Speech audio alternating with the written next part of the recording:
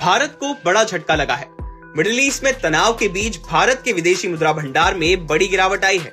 रुपया भी डॉलर के मुकाबले कमजोर हुआ है और अपने अब तक के सबसे निचले स्तर पर पहुंच चुका है। महंगाई का भी झटका लगा है। विदेशी मुद्रा भंडार में आई इस बड़ी गिरावट से आम आदमी पर कितना असर पड़ने वाला है, मुद्रा भंडार में कितनी गिरावट आई है, ये गिरावट क्यों आई है, आज इस वीडियो में हम आपको सब कुछ बताने वाले हैं और वो भी पूरे विस्तार के साथ। रिजर्व बैंक ऑफ इंडिया यानी आरबीआई की ओर से आंकड़े जारी किए गए हैं। भारत के विदेशी मुद्रा भंडार में गिरावट आई है।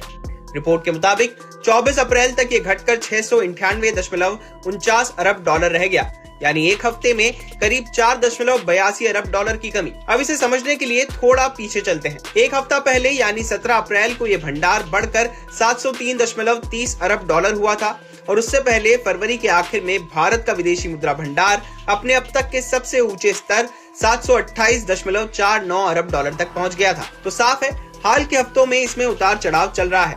अब सवाल है ये गिरावट आई क्यों? विदेशी मुद्रा भंडार कई हिस्सों से मिलकर बनता है।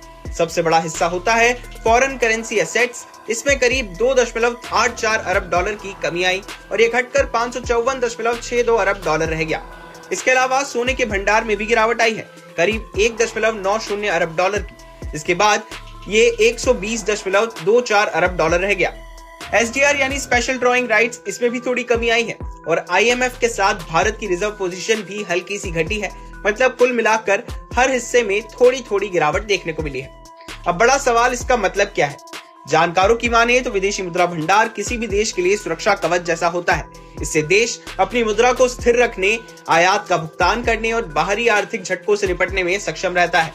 हाल की गिरावट का एक बड़ा कारण रिजर्व बैंक की सक्रिय भूमिका भी हो सकती है। जब अंतर्राष्ट्रीय बाजार में उतार चढ़ाव होता है या रुपया दबाव में आता है तो रिजर्व बैंक डॉलर बेचकर बाजार में संतुलन बनाने की कोशिश करता है। ऐसे में रिजर्व घटता है, लेकिन ये एक सामान्य प्रक्रिया है और इसे हमेशा नकारात्मक संकेत के तौर पर नहीं देखा जाता। इसके अलावा ग्लोबल फैक्टर्स भी असर डालते हैं, जैसे डॉलर की मजबूती, अमेरिकी ब्याज दरें, कच्चे तेल की कीमतें और निवेशकों का रुख।